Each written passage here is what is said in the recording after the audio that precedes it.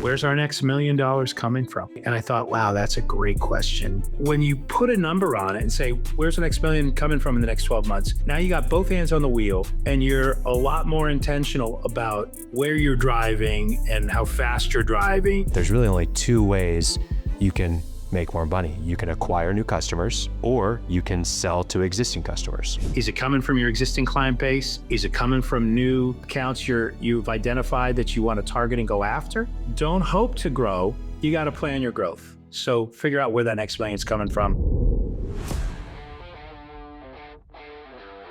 Strong companies, lasting partnerships, powerful events.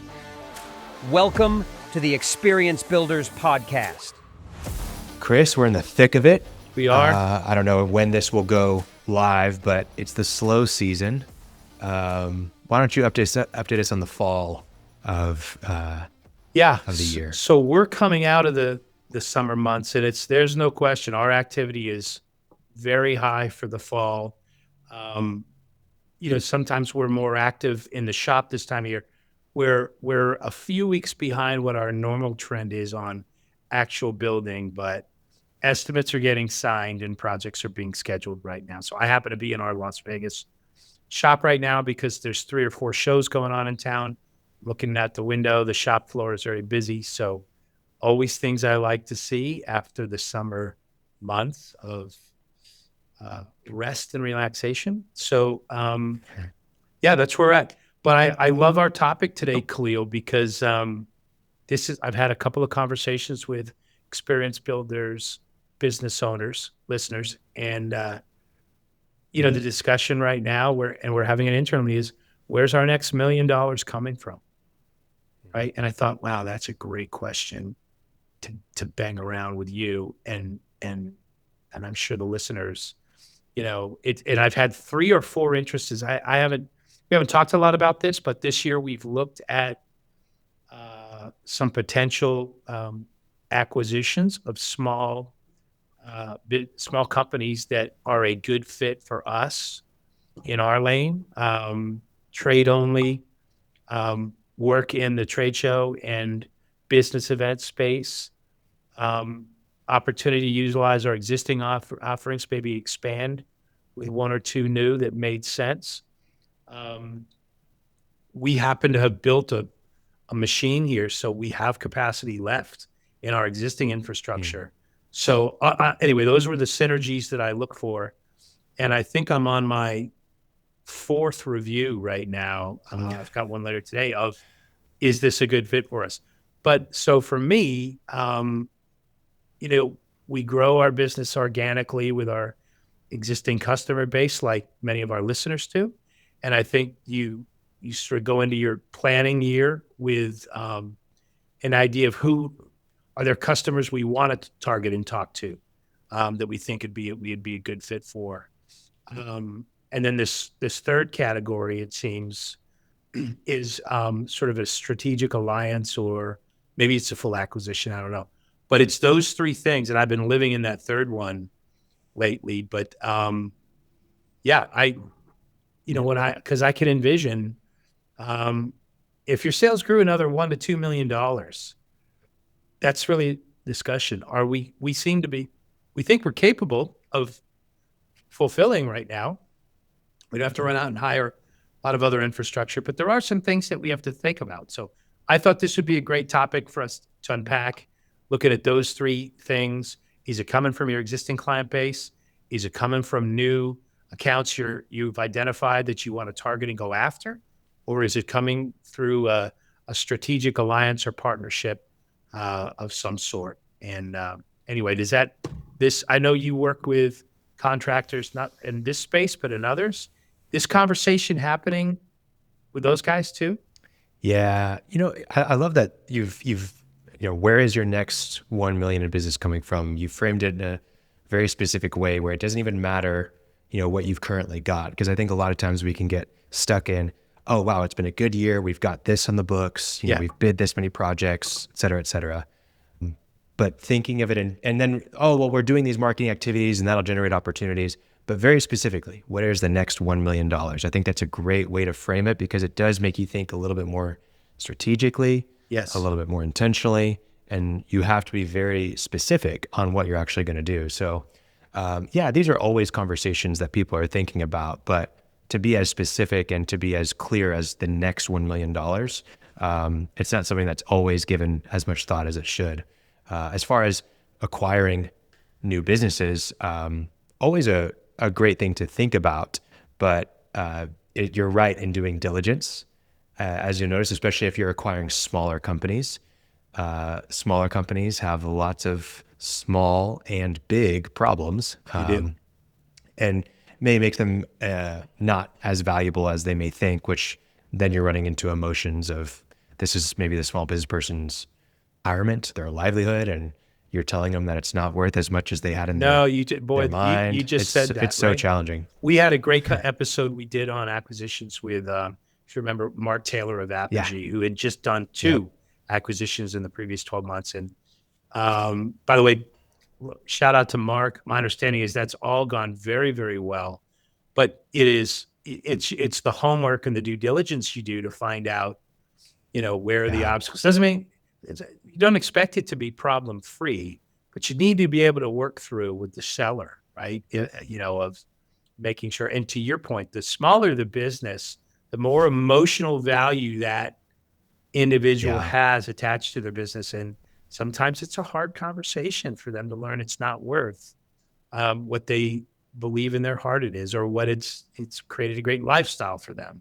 But as a standalone business, and doesn't mean the enterprise value, is there on whatever their ask Yeah. price is. But be that as So it may. And you're, so yeah, million, yeah. where's So my million coming from? And really, as a business owner, I'm after the contribution to the gross profit bucket, right? So okay.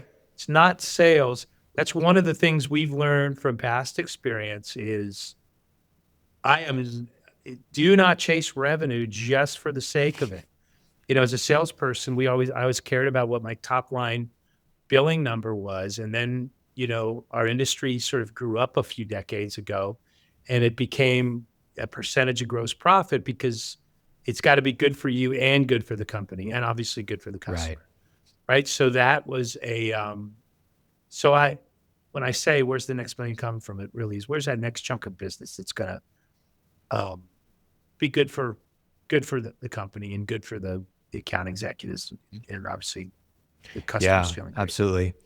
Well, and I think right now, I mean, obviously you've done a great job with Career XP, and you grow to a certain point through specific channels. I think you have great business development, great relationships in the industry that allows you to have a great referral network and have an organic growth to a certain extent.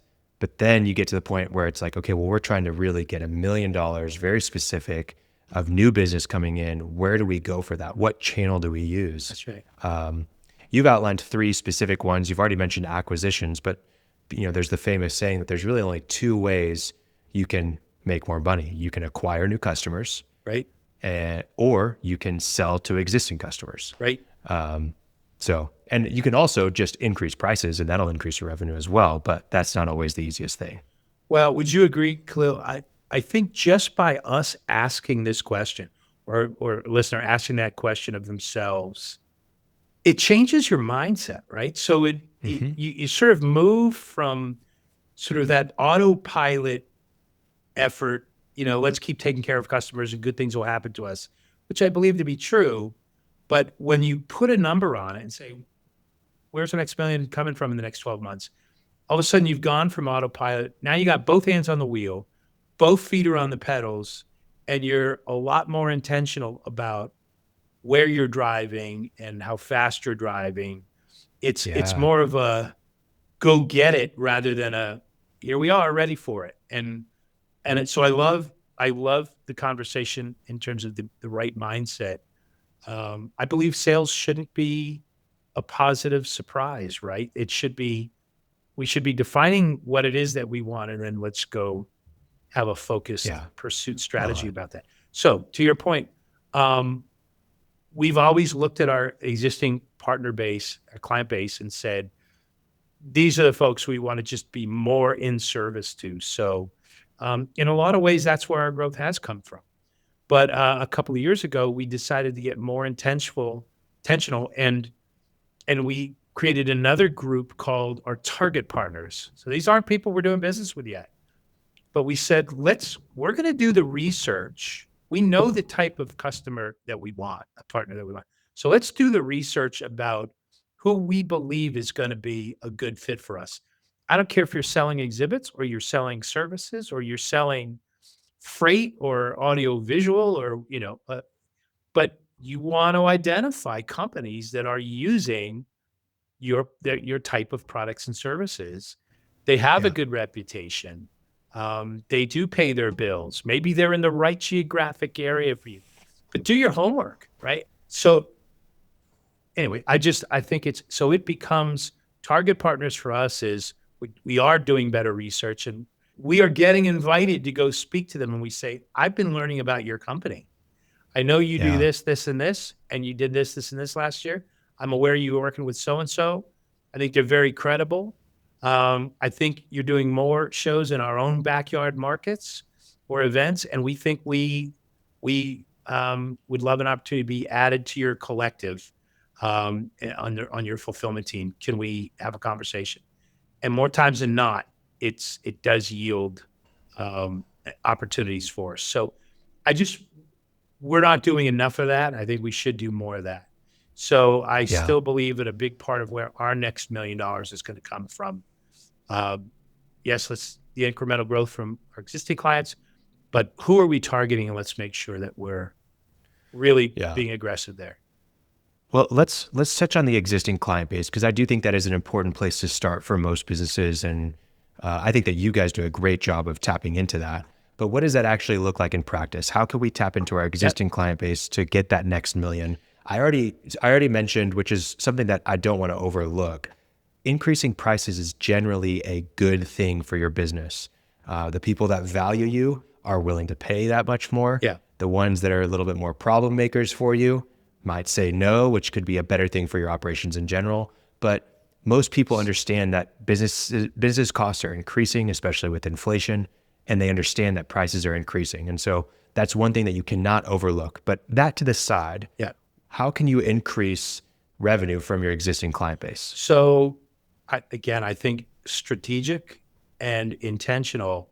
So what we do internally is we'll list our customers. And remember, we went through a series of moves a few years ago, Khalil, to thin the herd on our customer Sure. base, right? So right away we put a list together. Who are our top 10 customers?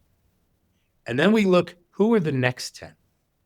And it's true, the 80-20 rule. If you look at your top 20 customers, the majority of your business is coming from there. You might find it's even in the top 10. So we look at top 10, next 10, and then we'll look at sort of the remaining database. Not that it's not important, the remaining client base. And we have a different strategy for those three groups. So we want to be, we talk about the frequency we are seeing in front of those top 10 clients, whether it's us going to see them, whether it's them coming through town and coming to our facility, us meeting them at a show. We want to get, a lot of times there's, events like EDPA events or chapter meetings or charity stuff. We're in each other's lives many times a month in transactional ways. We just want to strengthen those relationships. And so that's a big part of it. Most of them, if I have 5 or 6 service offerings as my core offerings, the majority of them use us for 3 to 5 of those, right? So, it's just what can we do to continue to help you slay dragons and solve problems for you? And there's some wonderful friendships that have developed from that. The next 10, which is really interesting, very often that could be where our biggest growth comes from, because maybe they're only using us for 1 or 2 things. They don't know us. They've known us as a labor partner for 20 years, but they aren't aware of the depth of the turnkey rentals we're building when it makes sense for them. Either they're at capacity or just we can literally do it for local delivery costs or whatever the case may be.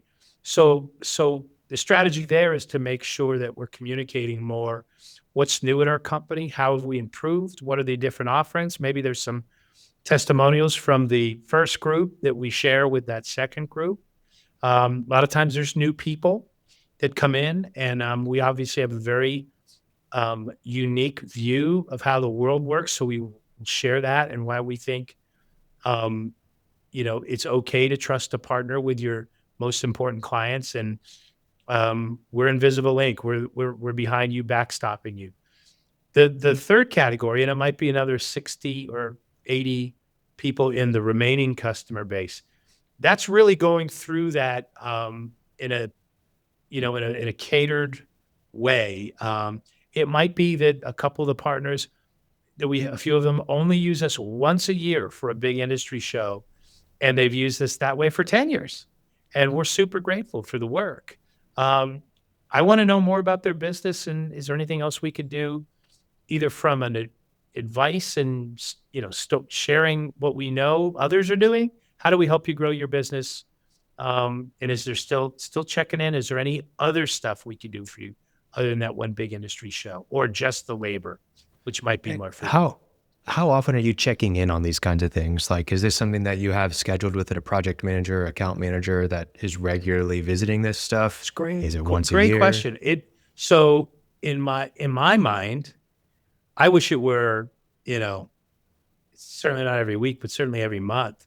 But the way our business model works, Khalil, a lot of the information or this exchange happens more casually through the course of our transactional conversations. In a few words, we're building an exhibit for you.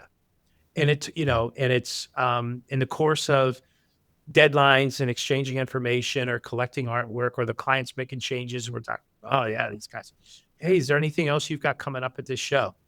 Right. Well, actually we've got two that we're bidding on. I know ones you're working on now, these guys like to plan early, which is wonderful. But okay, is there how about, do you want to run a couple of promotions? Got a couple of 100 custom counters that are, LED edge lit. We've got light boxes. We've got, there's a lot of cool stuff we have, if that will help you get the attention and stuff. And they go, oh, I didn't even think of that. That's great. So sometimes it comes out in intentional or unintentional conversations as we're working on the projects. Just as my business, we don't have a dedicated, like many other companies do, we don't have dedicated biz dev or relationship manager people whose job is to just focus on this conversation. So we see a lot of partners at industry functions and events.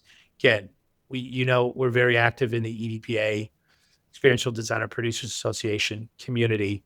So we're on planes going to the Texas chapter golf tournament and the Nevada and Southern Cal hockey tournament that takes place. And there's bowling, rally at the alley fundraisers in Atlanta and in Boston. So we try and hit these, and that's our time to see, more than a few of them. And sometimes that's enough, but there's always room for us to improve. You just can't go wrong spending more time in front of your clients, right?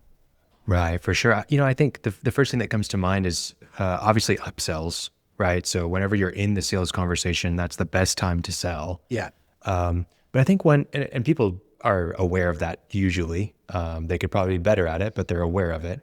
I think another great one is anytime you get good feedback, right? Testimonial, adoration from a client.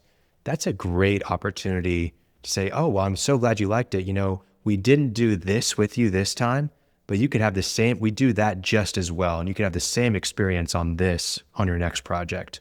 And then also, anytime you do a project closeout, it's a great time to review, hey, these are things we didn't do for you. Here's the things that we didn't, but we can next time. Yeah. Those are great opportunities to also, bring up for the next project, and just prime the opportunity for the next project. No, that's wonderful. Yeah, creating incentives around a referral program is also really great. Doing a formal referral program can really make a big difference. And not enough people actually have a formal referral program. They ask for referrals occasionally. Yeah. But if you make it something that's established, it can really be great. So this gets us into I'm having a lot of conversations right now with owners about how business development in general is changing. Um, and you and I have had this conversation. It just seems like a few short years ago, you could pay for a digital banner ad on a website, and that might generate leads. That's a dead and buried now. Google pay-per-click ads were the thing a couple of 1 or 2 years ago, and Yeah. that is nowhere near yielding the results as AI has come around, and it's just changing the way people are prospecting. So it, the owners and business leaders I'm talking to now, um, they're not getting leads and generating opportunities the way they did traditionally. So it's a bit of the wild, wild west. They're hiring dedicated marketing people, and their job is to, find those intersections that their target customers are at, whether it be in social media, whether it be at events. The number one thing I'm hearing is that when I say, where's your new business coming from? Networking and referrals. And the lead time for those lucrative relationships to pay off can be 1, 2, even 3 years. I know if you were just Yeah. hired as a commission salesperson, I don't know how much of that exists anymore, but that's not what you want to hear. But I will say this: I think your path to longer term financial success and security, so sustainable success, is become a partner. Be a subject matter expert at how business events work, where the pitfalls are, where the tactical must-dos are, and make sure you're sharing that and earn the opportunity for your company to get the business. And so whether that's happening, oh, see that? Lights out. Whether that's happening um, with your existing client base or it's happening in however you prospect, I think you got to look differently at how you're finding. And it's a bugaboo, Khalil, because nobody's got it figured out right now. At least not what I'm hearing. Nobody's going, oh no, we got all the clients we can handle, and we figured out how. No, everybody's figuring out the new way. So I, what, as we talked about, for me, top 10, next 10, remaining database when we're talking about our existing clients, a separate strategy to target and talk to each one. We try and maybe match up as we get deeper into our client base. We're matching up the services they're using with other things we think they might be able to use. And we've got to make sure we're telling that story when we're talking to them and making them aware of it. So, and like you said, I love the idea, creating incentives, for sure for referrals, although I still think if you're great at what you do, I don't even know if you need to ask for referrals. They're just talking about you. We've built our business on Yeah. that.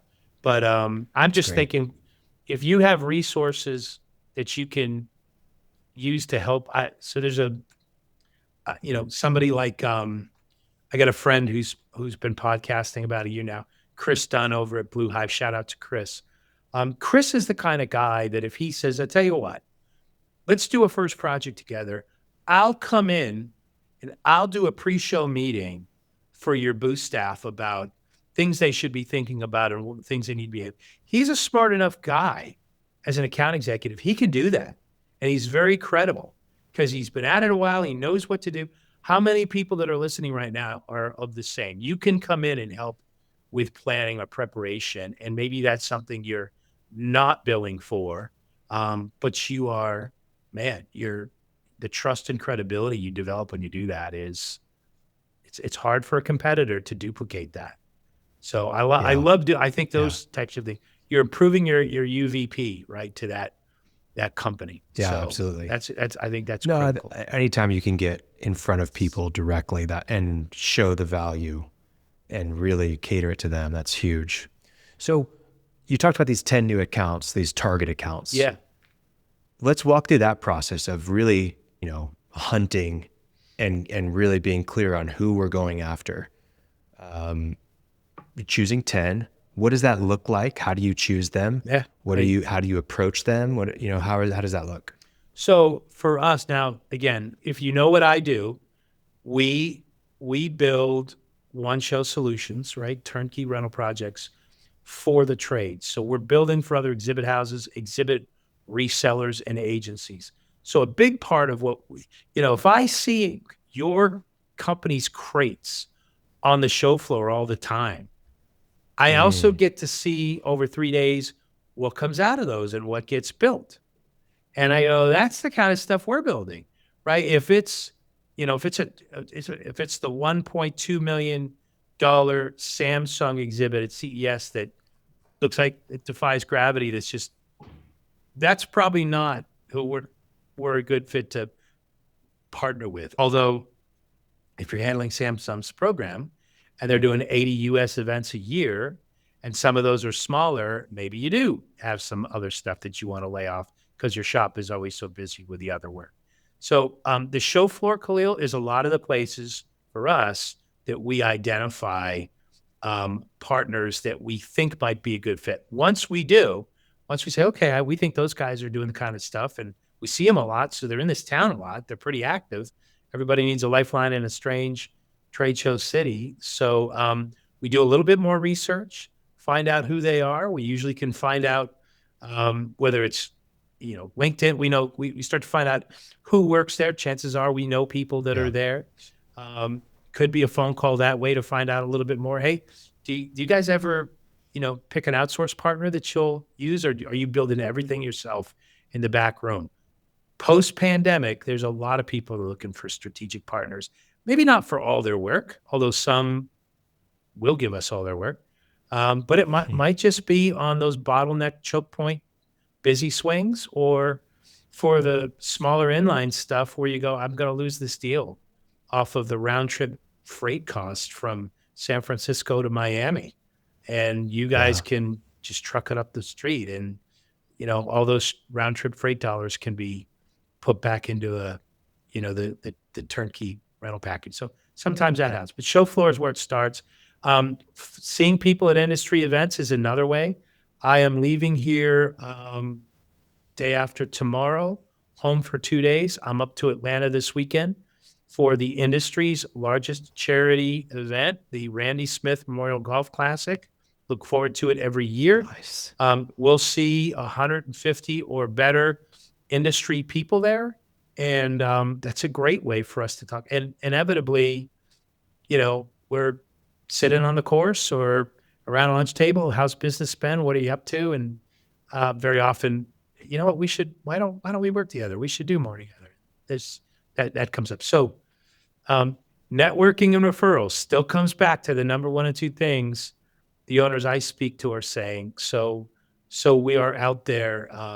Man, I remember, Khalil, I used to not put anybody on an airplane to go see somebody unless there was a very clear business reason with a business outcome. And it's amazing now how we'll jump on a plane. The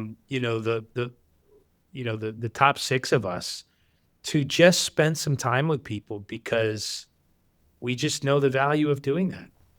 So yeah. Makes a huge difference. And I think, just like you said, you only used to do it if there was a specific business reason. Yes. That's what your competitors are doing. That's right. And so by going out for, the non-business reason, going out just to see people, just because you can get some face-to-face time, separates you. And then, there's a great book by Robert Cialdini called Influence. One of them is liking. One of the principles of influence over people is if they like you. So if you're around them in contexts that aren't necessarily business related, it gives them the chance to like you.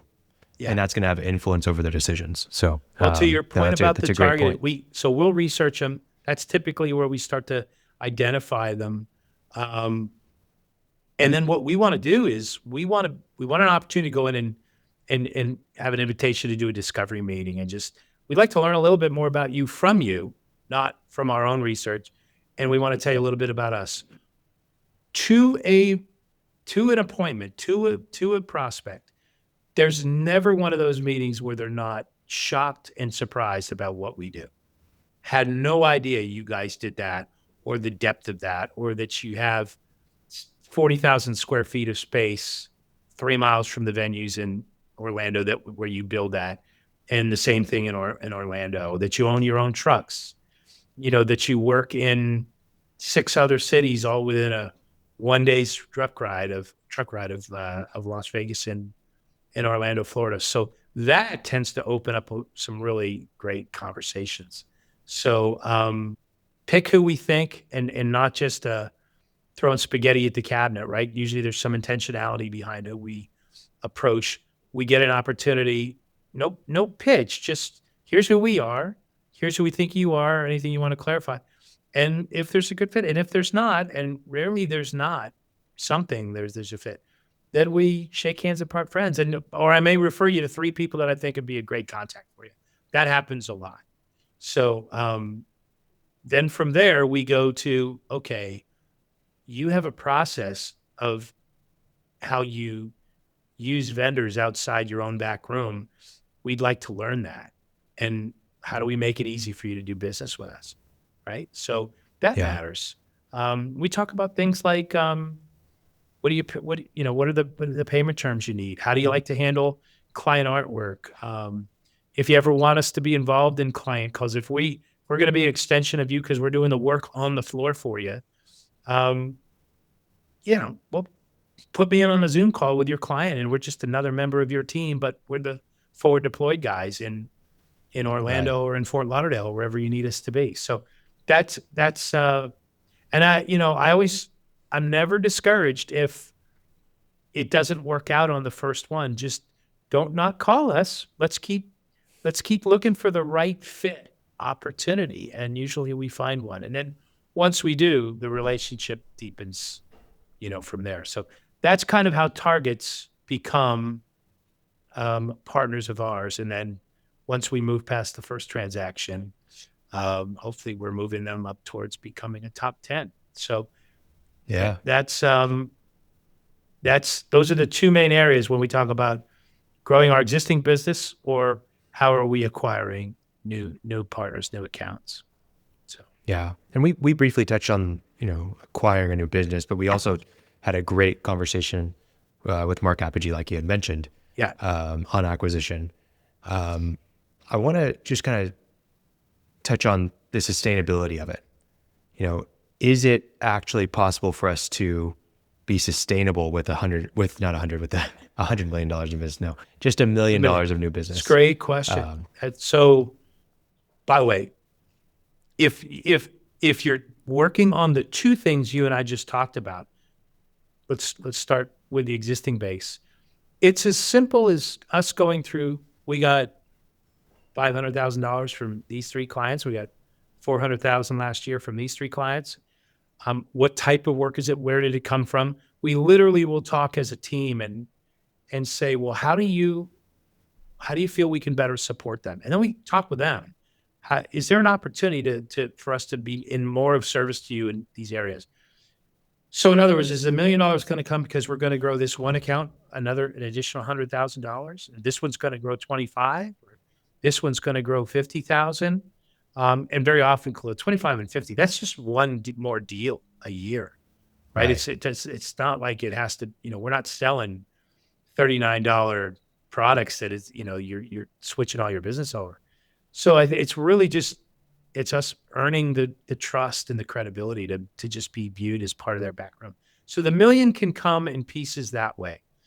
I think the ones you worry about is somebody calls, and we had this 2 years ago when it was, hey, agency called and they go, Sammy Hagar and the Palm are, doing a thing where they're building out this thing called Sammy's Island, and it's going to be 6 months of building. And the numbers were just sick, right? Insane. And you're seeing all that and you go, well, we're not going to get all that.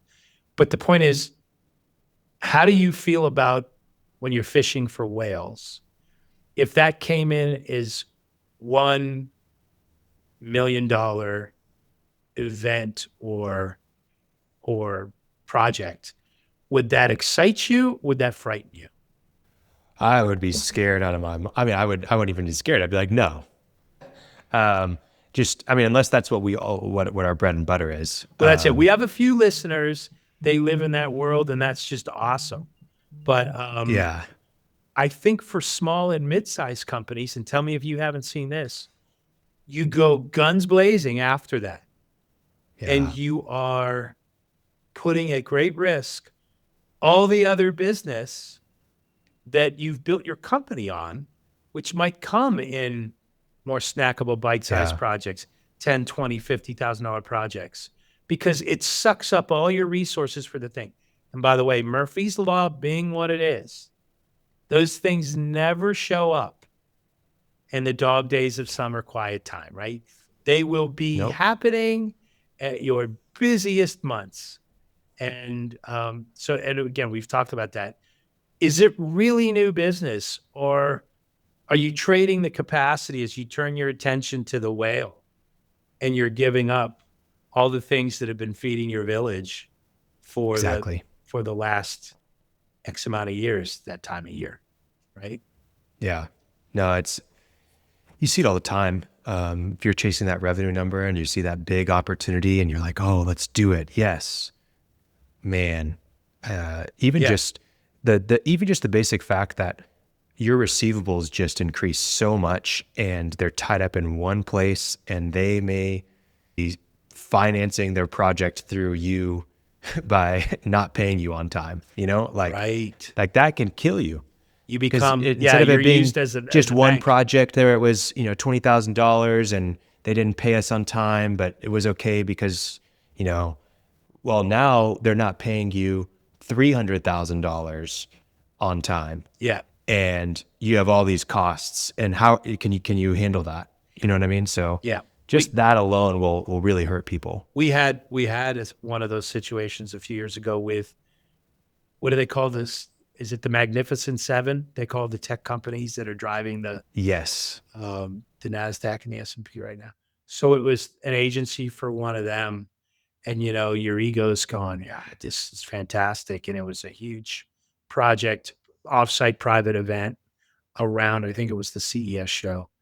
But they were brutal. I had a good friend, since retired. I think it was Scott Bennett.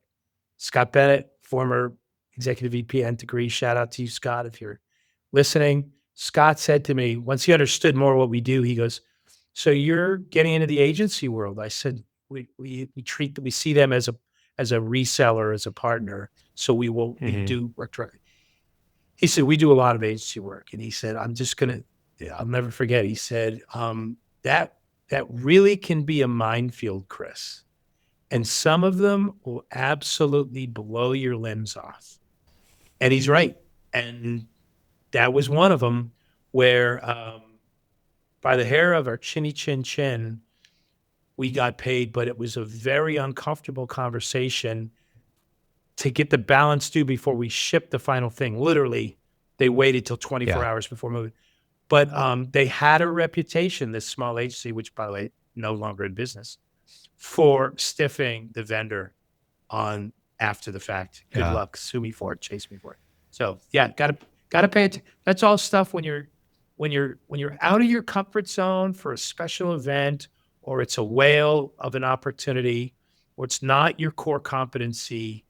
Um, really danger, Will Robinson, danger, right? You have to be careful and understand what you're getting into. So And I think one thing that I always think about with anything, whether it's buying a new software or hiring a new person yeah, or taking on a new type of project or a new size of project, something that you never really budget, or most people, and I have done this so many times myself, you don't budget maintenance.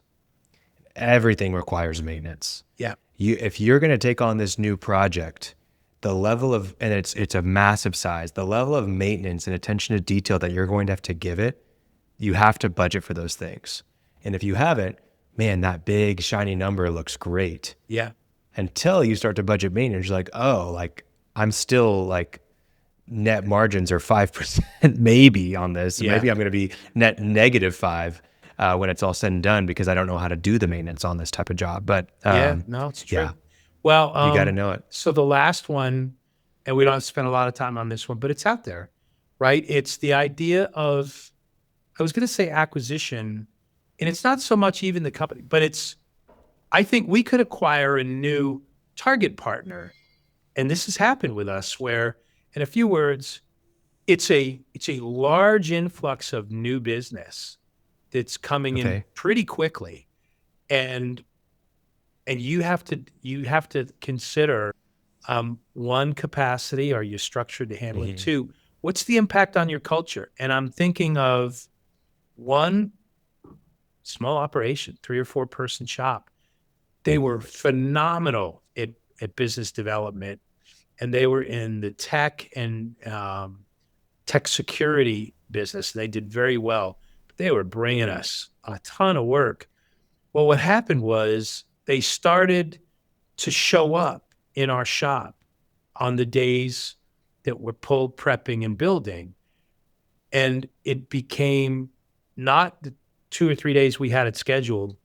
They'd be there for the week. And they began to give direction to the team we'd assigned that was doing it. And we were wanting to accommodate them.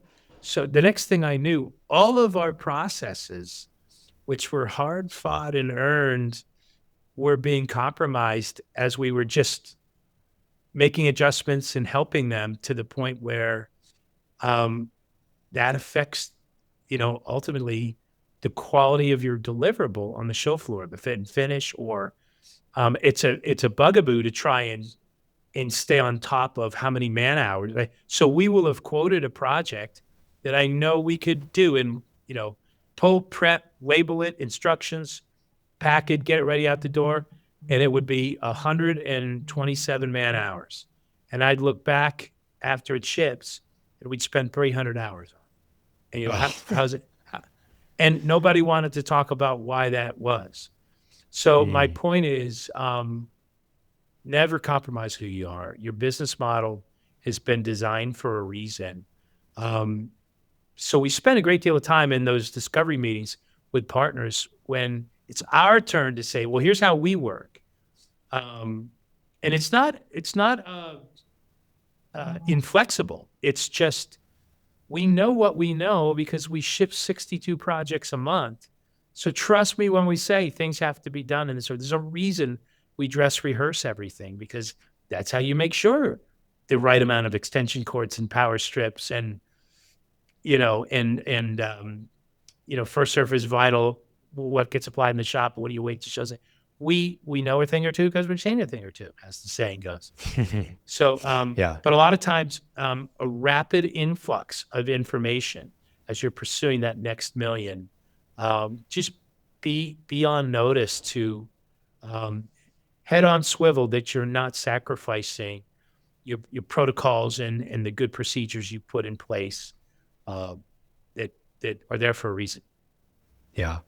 Well, I think it's a great thought exercise to think through this 1 million. I think it's one thing to make plans, but it's another thing to put it into action. Yeah. And I think a lot of people can benefit from actually trying to put some of this stuff into action, because 1 million more types of issues and problems, not even about growing your business, but even just improving the state of your business right now, will address itself in terms of, oh, well, wow, we should be thinking about our brand. Oh, wow. Yeah. How would we handle an influx of $1 million of business in our operations?